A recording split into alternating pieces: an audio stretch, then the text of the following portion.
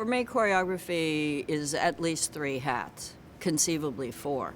We have the writer, we have the director, we have the person who does the movement, and we have what's called the producer, the person who figures out where is the money coming from and how do we get this up. So those are the jobs, and they all approach a theater differently. As a writer, I think about an audience in a very different way than I do as a person who makes movement.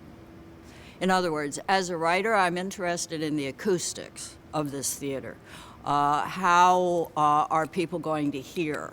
Where does placement have to be? And as a writer, how do you select the right words at the right volume to help them understand what you're trying to say? What you're trying to say is what you think, what you believe is really important for their lives.